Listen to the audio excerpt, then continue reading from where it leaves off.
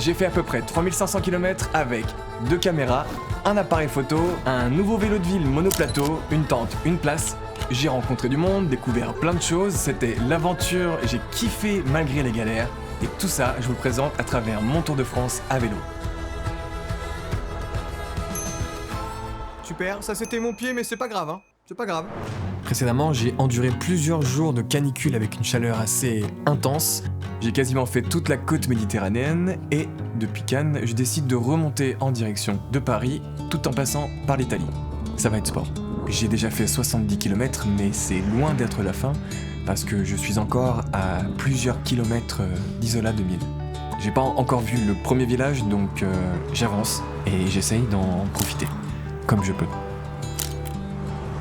Comparé à la côte méditerranéenne, je croise beaucoup moins de voitures, mais il faut tout de même que je reste vigilant. Putain, ça monte là hein. Ouais, ça m'a remis un petit coup de boost là, ça m'a fait du bien. L'arrivée à Isola et non pas Isola 2000 me permet de souffler un peu avant de rattaquer fort. Pas le temps de niaiser. Et ça repart directement. C'est un peu dur la reprise mais ça va être intense mais bon, on aime ça quoi. Je vais devoir le découper un peu là, sinon ça va être compliqué. Je viens de faire 2 km, entre 8 et 10% je pense. Je sentais que j'avais un peu la vision qui commençait un petit peu à descendre. Il y a un truc qui se passe, il faut que je fasse un petit peu attention.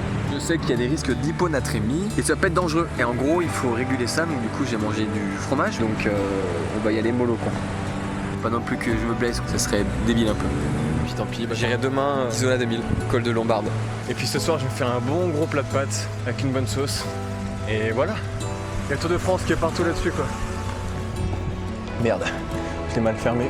Nelson Montfort, celle-là elle est pour toi. Allez mon grand, t'en as vu des plus durs.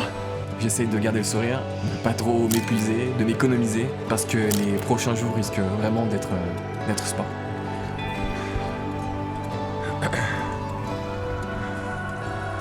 C'est plus raisonnable de m'arrêter, de dormir un peu et repartir demain à la fraîche. Et comme ça moi là je me fais des bonnes pâtes. J'ai l'impression que j'ai pas eu de fraîcheur comme ça depuis des jours. Donc là je vais vraiment en profiter, ça va vraiment être très très agréable. J'espère que tout va bien. Pourquoi je dis ça? Je suis pas du tout en live avec... Le réveil pique un peu, il y a eu du vent toute la nuit, ça m'a réveillé, mais le lieu est magnifique. Incroyable, 8h, début de journée. Le soleil commence à se lever, ça réveille. Je ressens clairement le monoplateau et je me rends bien compte qu'avec un autre vélo plus adapté, ça serait moins difficile. Mais ça reste agréable cette douleur parce qu'au bout du compte, il y a cette consécration d'arriver jusqu'au col. C'est quelque chose d'assez excitant, bizarrement. J'ai l'impression que c'est ce que je recherche et ça me donne surtout l'impression d'être plus vivant, de profiter plus intensément de la vie. Donc j'y vais plein pot. Le fait de se retrouver là-haut, de respirer à plein poumon, d'être devant des grands paysages. Je sais pas ce qui se passe dans le cerveau, mais il y a un truc très satisfaisant. C'est un truc un peu addictif. Et ça fait beaucoup de bien. J'aime bien prendre le temps de m'arrêter, de contempler, de discuter avec les gens avant de reprendre la route. Ça me permet aussi un peu de récupérer et puis en même temps de prendre du recul sur la situation et sur des paysages que je ne reverrai peut-être pas. Et dire qu'il y a encore 2 jours, j'étais sous la canicule, en bord de mer. Là, je suis en pleine montagne avec de l'orage annoncé et de la pluie. Il y a un petit refuge au loin et je vais peut-être certainement y aller pour y passer la nuit parce qu'apparemment c'est magnifique. Dans la descente, je prends des grosses rafales de vent, de la pluie, mais ça reste dingue parce que je suis tout petit face à d'immenses montagnes. Et c'est très satisfaisant de se sentir impuissant face à cette nature immense.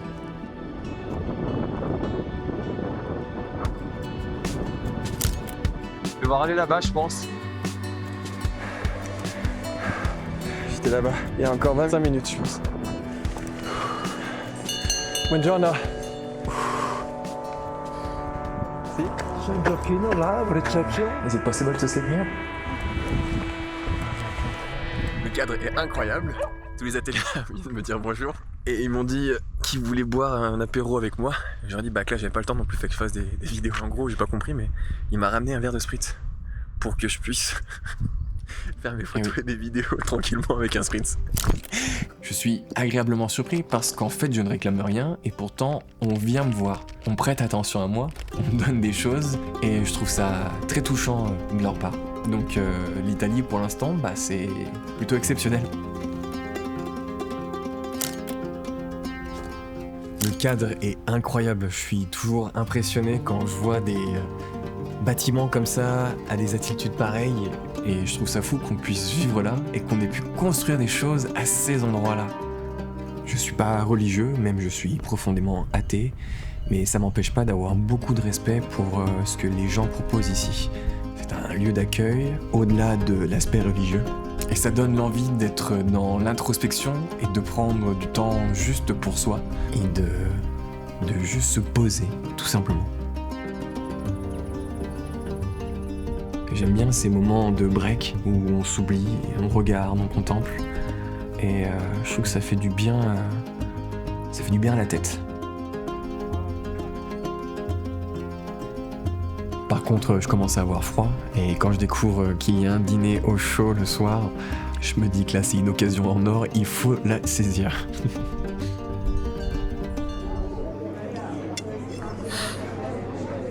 Oui, il fait très froid là.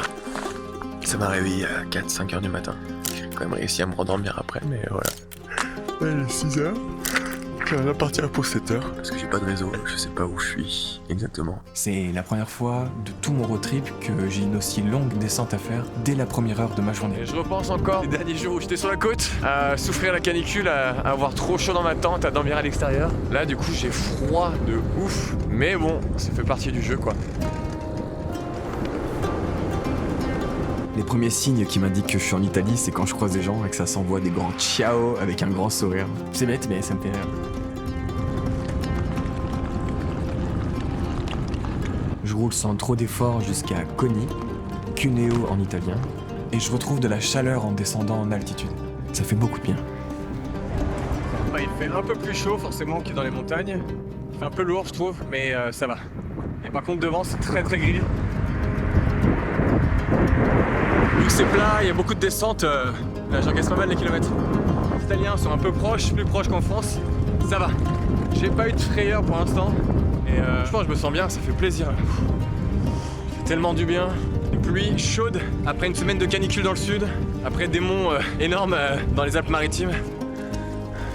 Je me sens tellement bien que je trace quasiment tout est plat de ce côté-là des Alpes et c'est tellement agréable. Par contre, j'ai l'impression de traverser l'Italie sans vraiment prendre le temps d'apprécier le pays. Donc, petite frustration, mais je reviendrai en Italie d'une autre manière.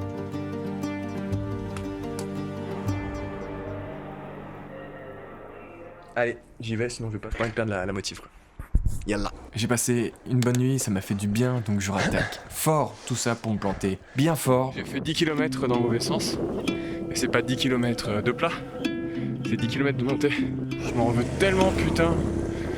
Il débranche en plus facilement. Quand il est à moins de 20%, le son ne fonctionne plus. Et Komoot m'indique pas quand je me trompe de voix. Donc c'est un peu chiant, quoi. Je râle, mais en vérité, ça va.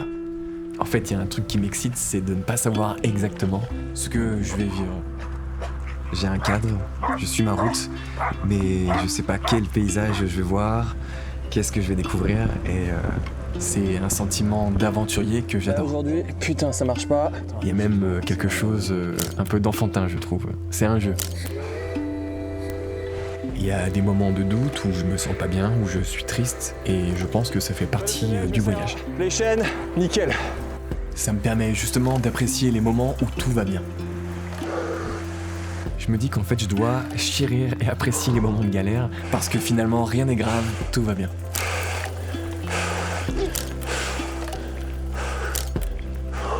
J'oublie souvent la chance que j'ai d'avoir autour de moi des choses où je me sens bien.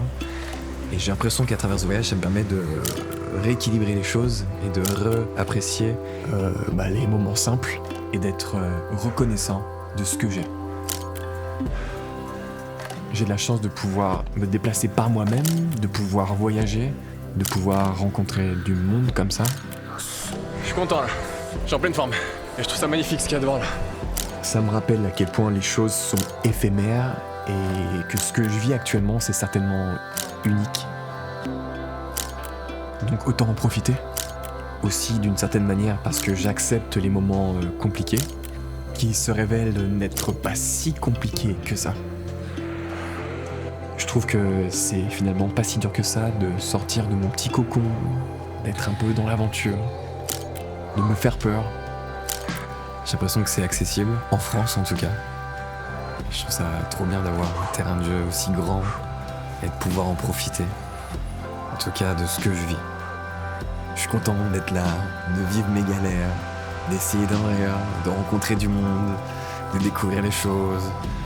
J'ai 34 ans et j'ai l'impression de découvrir une nouvelle passion comme si j'avais 10 ans, 12 ans et en fait je trouve ça excitant de ouf. C'est fou comme ça fait du bien alors que je fais juste une sortie à vélo. Il risque de faire très froid cette nuit, donc il va falloir que je me protège. Ce voyage me permet de redéfinir des choses qui sont importantes pour moi. À savoir ce qui me rend heureux ou non et comment est-ce que je peux potentiellement essayer d'améliorer certaines choses. Il commence à pleuvoir donc c'est un peu galère, il faut que je mette tout vite à l'abri. Mais malgré la pluie, là je me sens bien, j'ai dû me couvrir de ouf, sortir ma veste, pantalon, et puis là j'espère que mon petit réchaud va résister à la pluie. On va voir. J'ai pas beaucoup dormi, c'est compliqué. Finalement la route à côté de laquelle je suis installé, là, il y a beaucoup de camions qui sont passés dans la nuit. Allez, let's go. Là j'ai juste envie d'aller retrouver le soleil, parce que j'ai très très froid malgré toutes mes couches. Je galère de ouf ce matin, mais dès que je vois les premiers rayons de soleil, je relativise. C'est le premier repère mondial, le Mont-Cenis. Viendrez si vous êtes à Avec plaisir. Je viens voir la famille, mais je viens 3-4 fois par an. Maintenant, depuis 5-6 ans, je reviens moins souvent. J'ai une longue descente à faire avec un énorme vent de face. C'est difficile, je suis beaucoup dans le contrôle, mais je contemple quand même. C'est impressionnant, c'est des géants de pierre. J'arrive dans la région où j'ai grandi et pour autant je connais pas ce coin-là. Donc je découvre tout ça. Faut que je m'arrête, manger à un endroit, tout brancher sur le secteur et puis repartir pleine balle. Je m'arrête à une boulangerie et tout en mangeant, quelqu'un se rapproche de moi. Il est intrigué par mes sacs, mon aventure. On discute, on se marre et finalement il me propose de m'héberger si j'en ai besoin. C'est comme ça que je fais la rencontre d'Alison, une personne généreuse, bienveillante. Au niveau de ma famille, on est vraiment dans des démarches de solidarité entre nous et envers les autres, les gens qui nous entourent. Depuis toujours, j'ai appris que ça, avec eux, que c'était normal de faire des démarches dans le sens de bien-être de tous ceux qui nous entourent, plus ou moins dans la mesure qui était possible, parce qu'on était pauvres aussi au Brésil. Ici, en France, j'ai affaire à des humains aussi. Donc ils sont aussi sensibles que n'importe quel humain dans la planète à quelqu'un qui puisse échanger avec eux sincèrement et qui puisse avoir de la vraie empathie. Et du coup, pour moi, rien que par respect à ça, pour moi, c'est important. Donc, et ça, c'est avec tout le monde. Donc, j'ai essayé de garder du respect envers la personne. Parce que parfois, ça m'arrive de trouver un porte-monnaie, un téléphone, un ordi, je sais pas, j'ai déjà trouvé plein de choses, plein d'objets. Et du coup, je fais en sorte toujours de retrouver les gens. Et quand ils viennent me remercier, parfois ils viennent même donner quelque chose, un échange et tout. Je dis non, je veux rien, je veux juste si vous pouvez faire de la gentillesse avec quelqu'un d'autre à votre tour, quand vous aurez l'occasion, comme ça fait une petite contamination de belles actions, quoi. Pour moi, c'est important ça. Si j'ai un de mes gamins là, parce que j'ai des enfants et tout, etc., ou des amis à moi, qui puissent faire pareil. Mais par contre, par l'exemple, on apprend beaucoup. Moi, mes parents ne m'ont jamais dit d'accueillir quelqu'un. Donc, ils ne m'ont jamais parlé de ça, de gentillesse ni de l'accueil. J'ai présencié beaucoup d'occasions. La musique, c'est aussi, à ce moment-là, elle est plus importante peut-être que la technique instrumentale. Mais que la vie, non. La vie, elle est vraiment à un niveau beaucoup plus important que la musique. Donc là, le fait qu'ils soient là avec moi, en train de partager leur moment de vie, leur moment présent, du coup, je leur remercie beaucoup, quoi. C'est super. Merci Alison, ça tombe à pic cette rencontre et ça va me donner de la force pour la suite de mon voyage.